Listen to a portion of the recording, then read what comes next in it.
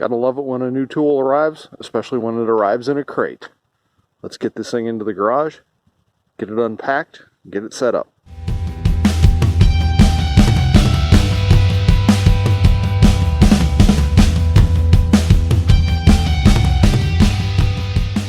Alright, got it into the garage, got a space on the bench cleared for it, or at least I hope it's big enough.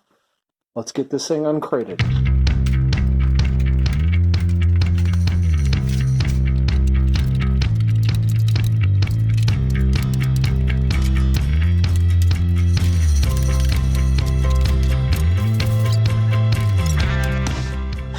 Now we just have to figure out how to get it up onto the bench.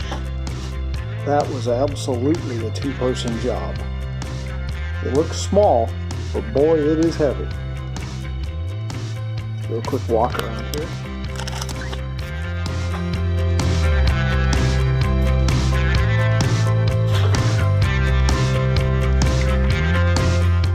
All looks to be in really good shape.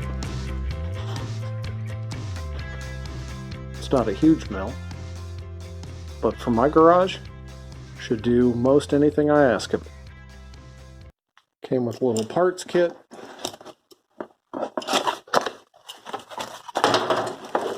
It's like mostly wrenches and probably the handles for the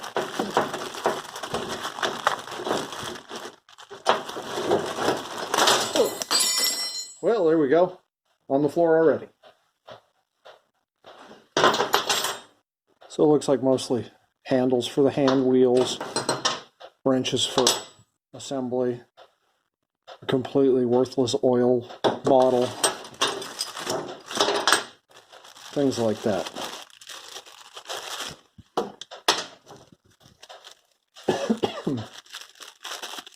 I suspect I should tear this whole thing apart, clean out all the oil, all the shipping grease and packing grease, everything, get it all nice and clean. You can see it's got quite a bit of oil down in here and over here, just to keep it from rusting during shipment and storage, I'm sure. We'll get all that cleaned up.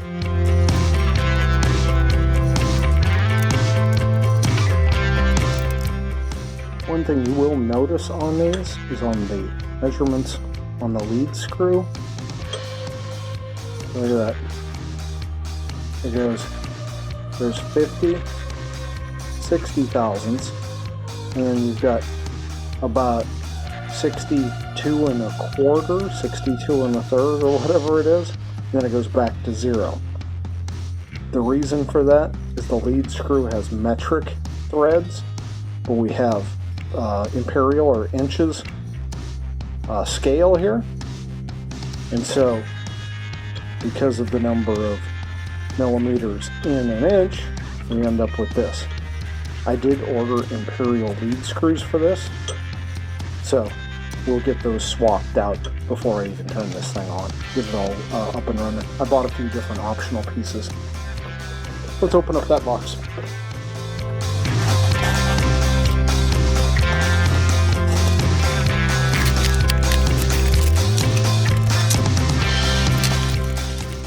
We got an R8 collet set here. This was highly recommended by several people. So this is a belt drive conversion kit for this mill. The stock mill comes with gear drive up in the head, and it is plastic gears. Evidently they're rather noisy. Take a look at these guys.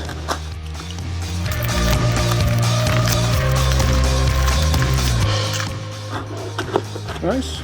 We'll take a look at that in more depth here in a little bit. Here are those lead screws that I was talking about.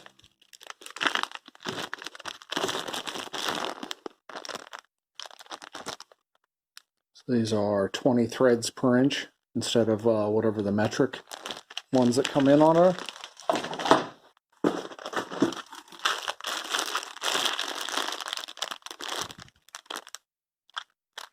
Carbide cutters. I got a face cutter for this, an indexable. Some other pieces that I got. Some of these came with it. Some of them I bought extra. I believe the edge finder came with it. Center drills came with it. Vise mounting kit. I got a vise with it as well. End mill set.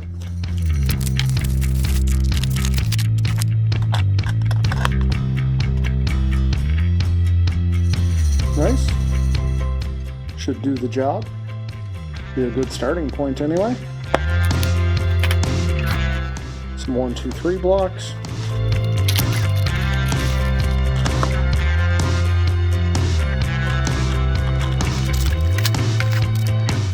Set of parallels. It doesn't feel like this has a case for it. Would have been nice if it had had at least a wooden case like those end mills do. Oh, well there we go. I don't have to. The parallels came separate from the box. Now the bigger pieces. It's a clamping set. We got a holder for it. And lots of hold down options for this guy. Between these and the vise, I shouldn't run into much that I can't hold down.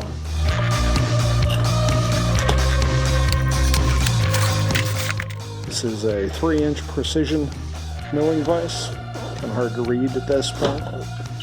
There, lift it up. Oh, we've got the part number. Cast iron, I mean, good enough. It's not machined, but that could always be a project.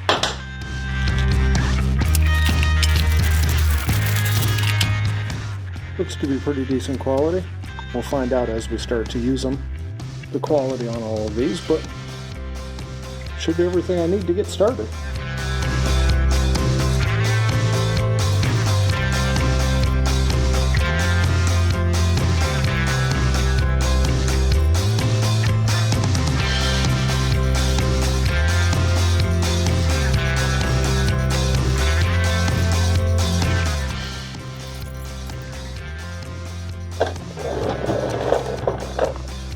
But there we go. Full hold down set. Again, that for clamping, that should do just about everything I need.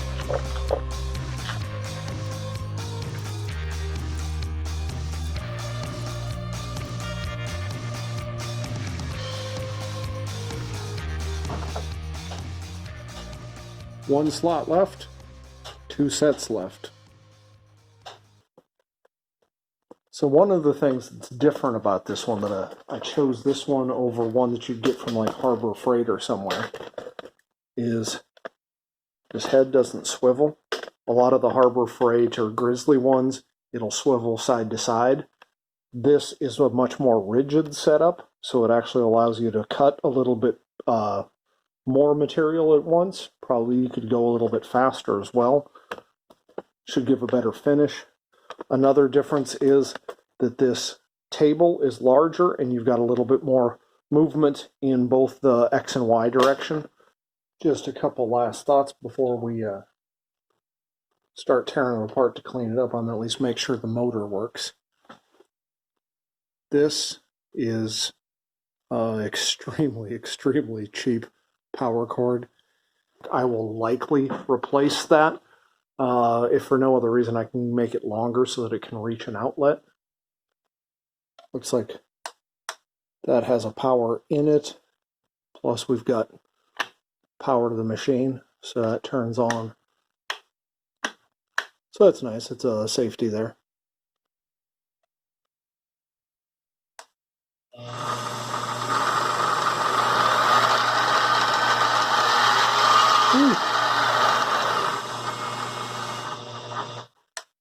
Yeah, they aren't kidding when they say this thing's kind of noisy.